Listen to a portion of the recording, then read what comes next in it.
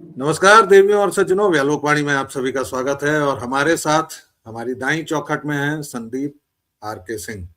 आपका बहुत बहुत स्वागत है संदीप भाई। नमस्कार वैलोक भाई, आपके दर्शकों को भी नमस्कार, प्रणाम।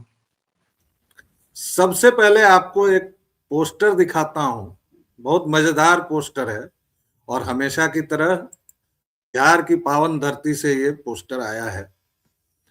पहली प्रतिक्रिया, मां मरियम मोकामा तीर्थ यात्रा। कैसा मजा आया, कैसा हराया संदीप भाई? जी सर, पहली प्रतिक्रिया तो ये तीर्थ यात्रा सुनकर मुझे रथ यात्रा की याद आती है, जिसको रुकवा कर लालू का करियर बना। राम जन्मभूमि की रथ यात्रा रुकी, गुजरात से शुरू हुई और कहाँ जाके रुकी? बिहार में। मुसलमानों के लिए लालू ने जो है राम जन्मभूमि आंदोलन को रोका और आडवाणी जी की गिरफ्तारी करवाई।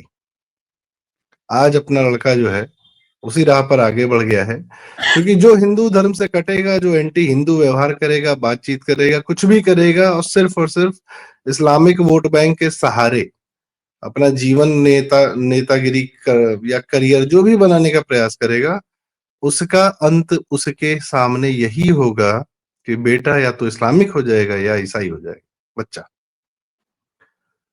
अब इनका जो बड़ा बेटा वो घर छोड़ दिया, इसलिए बचा हुआ है।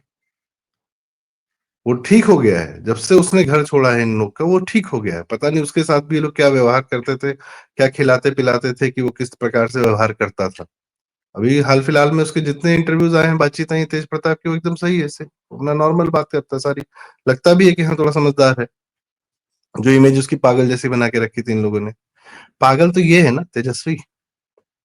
नहीं तो लालू, हाँ नहीं, जी, बड़ी विनम्रता से आपकी बात को काटूंगा। ये पागल नहीं है, ये बहुत चालाक हैं, धूर्त हैं, परले दर्जे के स्वार्थी हैं, अपने समाज अपने धर्म के द्रोही हैं, जो केवल और केवल पैसों के लिए, चूंकि अब इनकी फंडिंग के स्रोत सूख गए हैं, तो इस एंगल से भी मैं आपसे जरा बातचीत करना चाहूंगा कि जब फंडिंग के स्रोत सूख गए हैं तो भाई ईसाई संस्थाएं ही तो बची, चर्च ही तो बचा। और इन्होंने रेचल जी से शादी भी कर ली है, भले उसको राजश्री राजश्री कहें, वो है तो रेचल ही। तो बिहार को एक नया सोनिया मायनो हुआ है, बधाई हो जी। सर सोनिया मायनो के आसपास जितने लोग हैं वो सब कन्वर्टेड हैं, क्रिप्टोज हैं। डॉक्टर संबित पात्रा जी ने रागिनी नायक, अलका लंबा, सबके बारे में बोला था, टीवी पर बोल दिया था कि आप लोग तो कन्वर्टेड हैं, आप लोग क्या बात कर रहे हैं। और उसने खंडन नहीं किया था। जो आजकल नहीं जिसके ट्वीट आते हैं कि पेट पकड़ पकड़ के हंसते हंसते दर्द हो रहा है, मोदी जी की मतलब कुछ भी क्लिप काट के इस तरीके से दिखा देंगी या कुछ फोटो डाल देंगी। तो बात यही है कि जो अक्सर आप भी कहते हैं कि कन्वर्ट होते ही इनको थूकना होता है अपने ही समाज पर, अपने हिंदू धर्म पर। और एक बात और बताऊं सर, हिंदू धर्म के प्रति जितनी घटिया बातें ईसाई करता है, जिसको कन्वर्ट करना, जो मिशनरी मोड में है, इतनी घटिया बातें इस्लाम भी नहीं करता है। नहीं, इस्लाम का तो सीधा है कि भाई कन्वर्ट हो वरना सिर कटवाओ। ईसाई हम्म तो छुपे हुए भेड़िए हैं भाई। और आप देख लो ना, पूरी की पूरी द्रविड़ पॉलिटिक्स जो है, तथाकथित द्रविड़ पॉलिटिक्स क्या है वो। इन लोगों का बौद्धिक बाप रामास्वामी क्या था, जिसको आजकल ये लोग पेरियार जैसा आदरवाची संबोधन देते हैं? वो क्या था? सीधे तौर पर ईसाई था भाई। वो तो कहता था, भगवान राम की मूर्ति को उसने अपमानित किया था।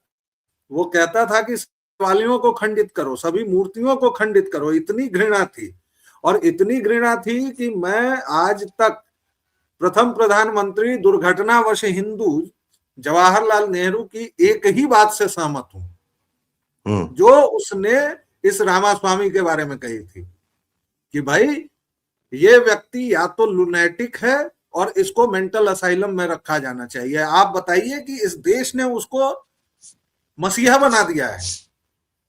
क्या करते हैं हम लोग और कैसे करते हैं? वो जो दूसरा ल्यूनेटिक है, स्टालिन,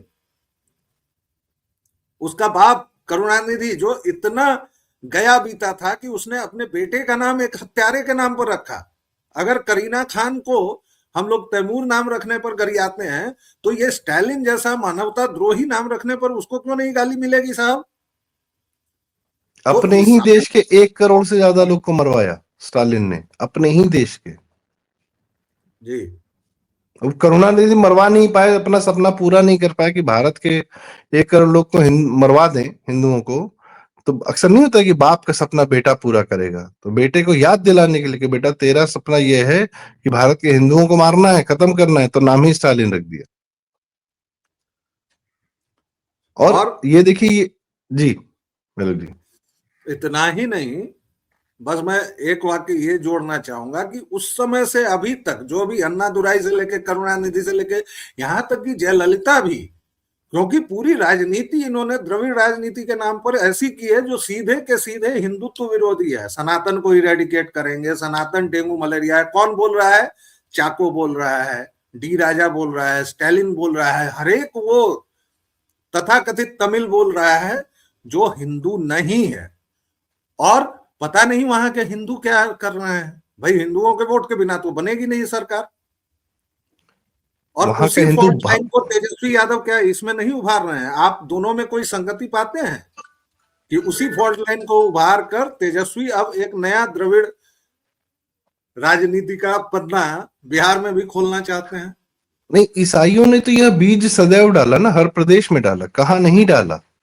उन्होंने पंजाब में डाला मैकॉलिफ के माध्यम से, पंजाब में डाला तो मैकॉलिफ में आज की डेट में देख लीजिए पंजाब का क्या है, सिख वेश में ईसाई हुए जा रहे हैं, पगड़ीधारी, अमृतधारी, सिखों को फुल तो दाढ़ी। छोड़िए, निहंग जो होते हैं वो ईसाई हैं।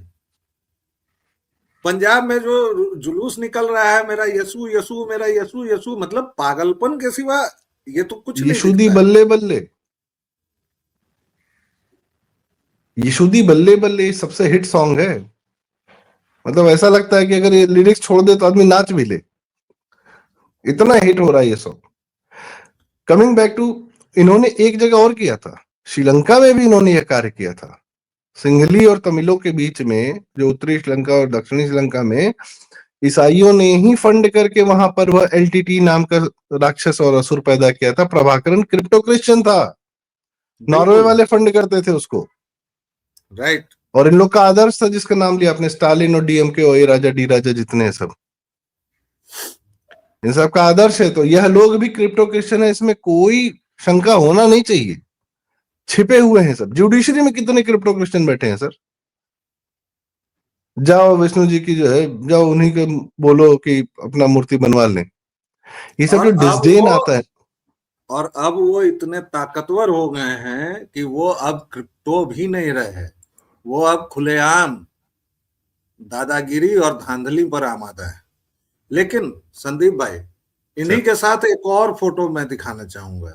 एक यादव तेजस्वी यादव हैं और हम्म, एक यादव ये अनीता या जी। नीता यादव इनका नाम है। हम्म, और उत्तराखंड विकास नगर में दो तथाकथित भोले भाले बेचारे कश्मीरी मोहम्मडन्स की पिटाई हो गई जो शॉल बेचने आए थे, जिस पर काफी हंगामा हुआ। और ये लगभग साबित कर दिया गया कि भाई हिंदू बड़े ये होते हैं, बड़े वो होते हैं। लेकिन हम्म, बाद में पता चला महज 1 से 2 घंटे के अंदर, क्योंकि ये आ गई, इन्होंने बयान दे दिया कि दरअसल वो दोनों लड़के जो थे उन्होंने इनके साथ छेड़खानी की। फिर इनके पति आए और फिर बाकी लोग भी आ गए, जमा हो गए, और उसमें उन लोगों की थोड़ी बहुत पिटाई हो गई। मैं ये कहता हूं कि पिटाई क्यों ना हो। पिटाई सर क्यों? देखिए सबसे मेन बात है, इन लोगों को ना काटने की आदत होती है। इन लोगों को कहानी काटने की आदत है कि कहानी का आधा हिस्सा काट दो, जिसमें इन्होंने अपने कुकर्म किए होंगे। इसका सबसे बड़ा रिसेंट उदाहरण है इजराइल में, जब हमास ने मतलब दुर्दांत हमला किया और एक तरफा किया। जो लोग पार्टी कर रहे थे उन लोगों को उठा कर ले गए, 2-2 साल तक वापस नहीं किया। और सिर्फ वापस किया तो पुरुषों को किया, महिलाओं के साथ तो क्या किया वह भी कहानी नहीं बताते। लेकिन दुनिया की कहानी क्या है? अरे गाजा में जो है बहुत अत्याचार हो रहा है। ऐसे लोग पालोगे तो होगा क्या? किसी देश का राजा यदि अत्याचारी है तो उस देश पर हमला नहीं होगा। जिसको हिम्मत मिलेगी, जिसको मौका मिलेगा। हमास वहां की जनता ने हमास चुना था। कमिंग बैक टू दिस, ये एक तो मुझे इनकी इकोनॉमिक्स नहीं समझ में आती सर। ये जो जी भाई पहले ये चलो 100 साल पहले चले आते थे, इनका सामान वामान जो है अपना झोला झंटा पूरा बोरा लेकर आते हैं कि अखरोट बेचने आए, वो सब सीजनल फल होते थे, सूखे मेवे होते थे, ठीक है, समझ में आता है, उसकी एक मतलब वैल्यू है, समाज में खाते हैं लोग। आज की डेट में कौन सा किस शहर में क्या चीज अवेलेबल नहीं है? डिस्ट्रीब्यूशन सिस्टम है, रिटेल सिस्टम है, ट्रकों से सामान आ रहा है, सस्ते में आ रहा है। ये लोग ऐसा कौन सा इकोनॉमिक्स है सर कि ये पहाड़ से उतर के चले आ रहे हैं और लखनऊ की सड़कों पर और मतलब अलग अलग शहरों में सड़क पर बैठकर ठंड में 4 पैकेट अखरोट बेच रहे हैं और उससे इनका जो जीवन चलेगा? ये क्या है? ये व्यापार नहीं है, ये कुछ और ही है। ये देखने आ रहे हैं कि चल क्या रहा है, हो क्या रहा है, ये स्पाइस है क्या है, ये रिवर्स धुरंधर हैं लोग। शकल से तो यही दिखता है, हरकतों से भी यही दिखता है। लड़कियां ताड़ने आ रहे हैं, मिर्जापुर में जिम जिहाद चल रहा है, 50 लड़कियों के वीडियो बन रहे हैं, अजमेर दरगाह में यही हो रहा है, बॉम्बे में चैट चल रही है कि कोई हिंदू लड़की वर्जिन नहीं बच के जानी चाहिए। कहाँ नहीं कर रहे हैं ये लोग?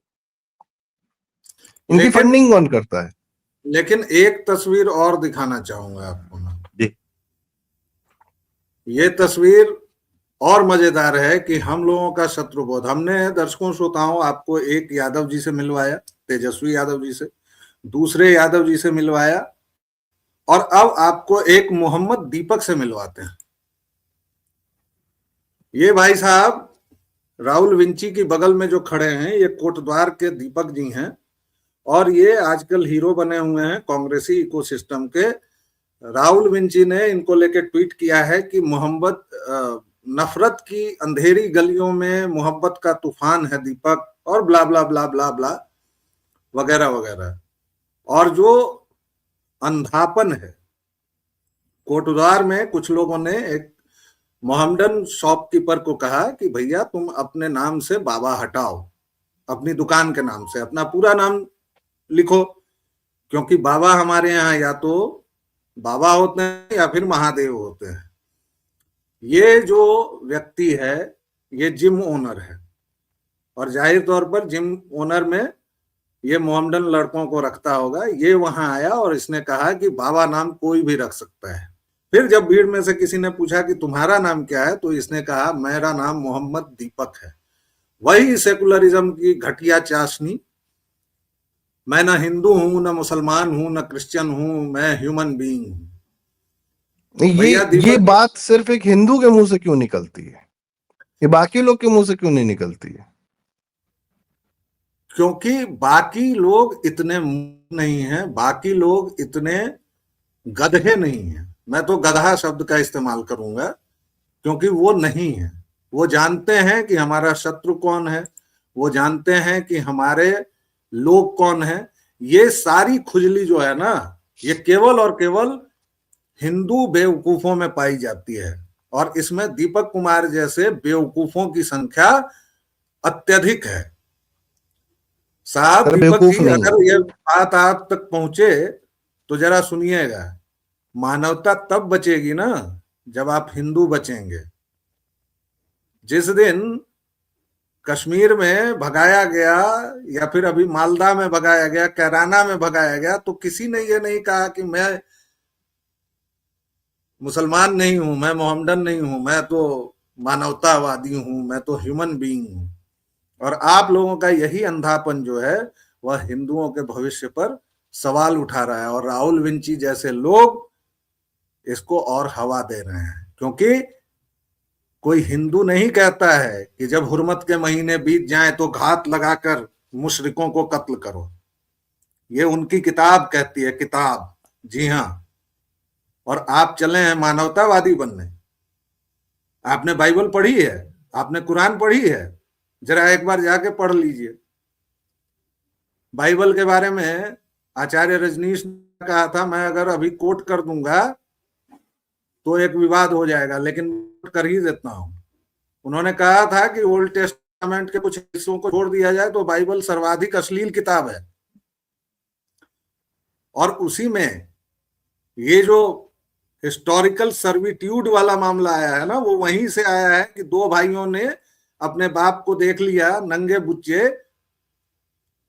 सेक्सुअल एक्ट में, तो उसी बाप ने इन दोनों को ये किया, बाहर निकाला। और इसी आधार पर क्रिश्चियंस आज भी मानते हैं कि जो अफ्रीकन हैं वो हिस्टोरिकली सर्विट्यूड में रहेंगे, या जो एशियन है, लेकिन वो कुल मिला के उनके गोरी चमड़ी के प्रति दंभ होता है। इसलिए दीपक कुमार जैसे लोग, मुझे लगते हैं, ये आखिरी सवाल संदीप भाई, मुझे लगता है कि दीपक कुमार जैसे लोग ज्यादा खतरनाक हैं, ज्यादा जाहिल हैं बनिस्पत तेजस्वी यादव के। आपके बिल्कुल कंक्लूजन? नहीं, ये तो एक आप लेवल्स देखिए ना। सोनिया गांधी पूरा देश का कन्वर्जन, तेजस्वी यादव एक प्रदेश का कन्वर्जन, दीपक यादव एक मोहल्ले का कन्वर्जन। तो ये लेवल्स है, हायरार्की है। वैसे भी इस्लाम और Christianity multi level marketing scheme ही तो है, पॉन्जी स्कीम नहीं होती है। एक को अपने यस, अंदर ले आओ और उसको बोलो कि 4 और लेकर आओ,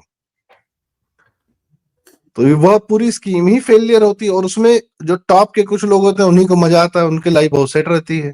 मैं नीचे वाला मेहनत करता रहता है, पेराता रहता है अपने आप को, 4 4 6 6 और पकड़ के लाता है कि उसको अपनी इनकम के लिए 10 और पकड़ के लाने। यही इनका मॉडस ऑपरेंडी है इस गिरोह का, ये गैंग है और कुछ नहीं है। दीपक कुमार जैसे की फंडिंग तय कर देते हैं कि चलो तुमको थोड़ा पैसा कहीं से दे रहे हैं, और फंडिंग भी कहाँ से आ रही है? यूएस से, यूरोप से। उनके पास बहुत पैसा है आजकल, दुनिया लूट के सारा पैसा वहीं पहुंच रहा है। दुनिया की सारी कंपनी वही ओन कर रहे हैं। हम और आप जो डेली बेसिस पे साबुन, तेल, क्रीम, कंघी खरीद रहे हैं, ये प्रॉक्टर एंड गैम्बल का है, नेस्ले का है, इसका प्रोडक्ट है, यूनिलीवर का है, सब अमेरिकन कंपनीज है। तो हम जो दिन भर में खर्चा कर रहे हैं, सरकार के टैक्स लेगी जो ये लोग लेके जाते हैं हमसे, वो राइट। पैसा घूम के वापस हम ही को कन्वर्ट करने में आ जाता है। भाई लोग कहते हैं कि इस्लामिक तंत्र ने पूरे व्यापारों पर कब्जा कर रखा है। तो किसका व्यापार कब्जा कर लिया? हमारा आपका ही तो किया है, और किसका किया है? हिंदू पैसा नहीं तो कमा रहा है, सामान, आपको, 4 सामान खरीद के ला रहा है, वो पैसा इनकी जेब में जा रहा है, ये घूम फिर के नहीं तो उसको जो है आपको जकात तो में डाल के। आरक्षण चाहिए ना, हम्म। आपको आरक्षण चाहिए, सरकारी नौकरी चाहिए ना।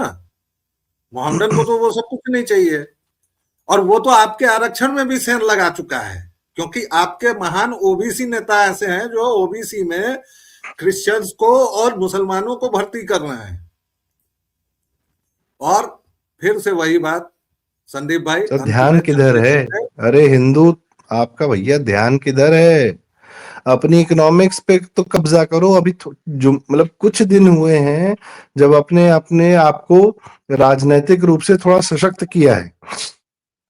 ये जितने सामान्य वर्ग लोग के लोगों की जबान आज चल रही है ना, ये बिखरे हुए घूमते थे, कहीं बसपा में, कभी राजद में, कभी जदयू में, और नहीं, हर पार्टी पे और ये कब्जा पॉलिटिकल इस्लाम का ही होता था। जी। और सबसे सबसे मजेदार बात यह है कि अनारक्षित वर्ग के साथ, चलिए इस सरकार ने भी रायता फैलाया, उसको सुप्रीम कोर्ट ने हम्म। समेटा, जो भी किया, लेकिन उसमें जो जातिगत अहंकार की बदबू आई है ना, ये बहुत गंदी बात है।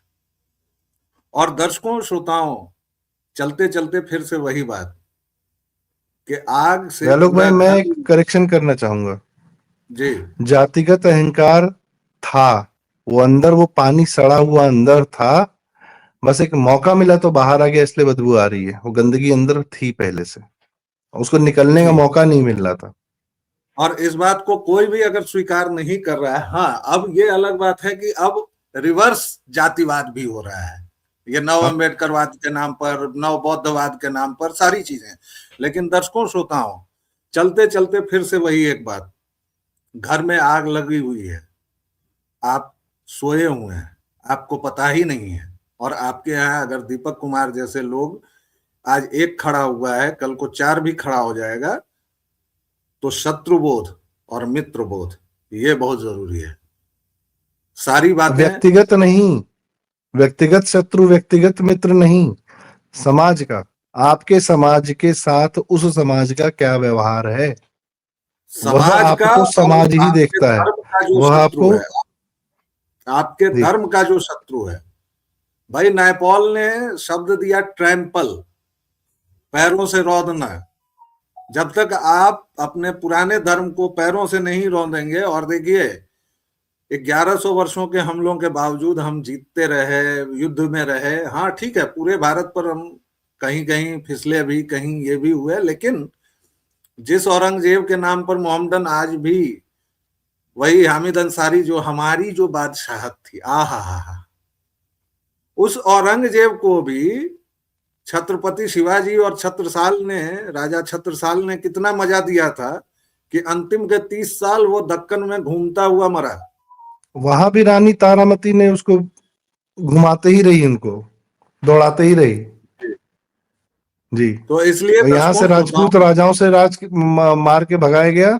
असम में लसित बोरफुकन जी ने उसको निपटा दिया। तो ये हारे हुए लोग की बादशाहत पता नहीं कितने कब कहाँ थी। तो इसीलिए अपने इतिहास को जानिए, अपने धर्म को जानिए, और इन दीपक कुमार, राहुल विंची जैसों से बहुत बहुत दूर रहिए। फिलहाल इतना ही, एक छोटा सा विराम, फिर मिलेंगे। तब तक के लिए जय जय सिया राम। और जय चलते श्री चलते राम। फिर से वही नहीं हो रहा कि जिस तरह आप अपना स्नेह और प्रेम देते रहें, प्लीज देते रहिए, बड़ा अच्छा लगता है। हम 2 चैनल्स पर रहते हैं, व्यालोकवाणी और प्रारब्ध, दोनों को आप अपना स्नेह और प्रेम देते रहें। जय सिया राम। जय श्री राम।